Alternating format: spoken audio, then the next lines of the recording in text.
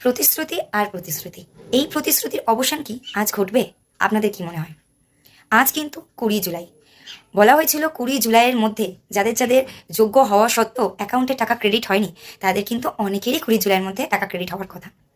কিন্তু 19 তারিখ পর্যন্ত অনেকের স্ট্যাটাস অ্যাপ্রুভ হওয়ার পরও এখনও কিন্তু টাকা ঢোকেনি। আজ 20 তারিখ, দেখা যাক আজ এই প্রতিশ্রুতির সমাপ্তি ঘটে কিনা, আজ কারোর অ্যাকাউন্টে 3,000 টাকা ক্রেডিট হয় কিনা। যদি আপনাদের অ্যাকাউন্টে আজকের ডেটে ক্রেডিট হয়ে থাকে টাকা, অবশ্যই জানাবেন। আর যদি না হয়ে থাকে তাহলেও অবশ্যই জানাবেন। অন্নপূর্ণা যোজনা অ্যাকচুয়ালি রাজনীতি না অ্যাকচুয়ালি অধিকার?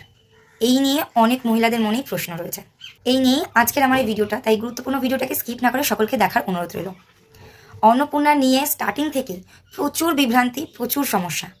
এখনও পর্যন্ত, মানে আজকে 20 জুলাই, এখনও পর্যন্ত যারা অযোগ্য তাদের অ্যাকাউন্টে কিন্তু টাকা ক্রেডিট হয়ে গেছে, অথচ যারা যোগ্য তাদের অ্যাকাউন্টে কিন্তু এখনও পর্যন্ত কোনো রকম টাকা ক্রেডিট হয়নি।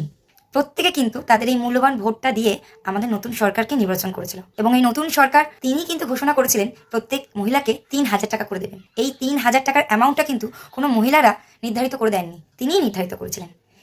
কিন্তু বর্তমান সিচুয়েশনের দিকে তাকালে দেখা যাবে ওনার প্রতিশ্রুতি অনুযায়ী কাজ কিন্তু এখনো সম্পূর্ণ হয়নি।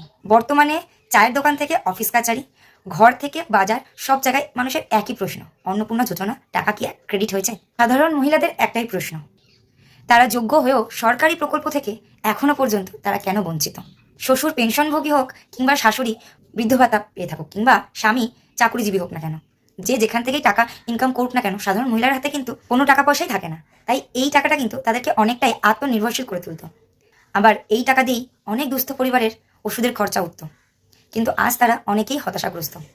আজকে এই প্রতিশ্রুতির অবসান ঘটবে কিনা জানি না, তবে যোগ্য মহিলাদের এই অন্নপূর্ণা যোজনার 3,000 টাকা পাওয়ার অধিকার আছে। আপনারাও কি আমার সাথে সহমত? অবশ্যই আমাকে কমেন্ট করে জানাবেন। আর আজকের ডেটে কাদের অ্যাকাউন্টে টাকা ক্রেডিট হলো কি ক্রেডিট হলো না, সেটাও অবশ্যই কমেন্ট করে জানাবেন।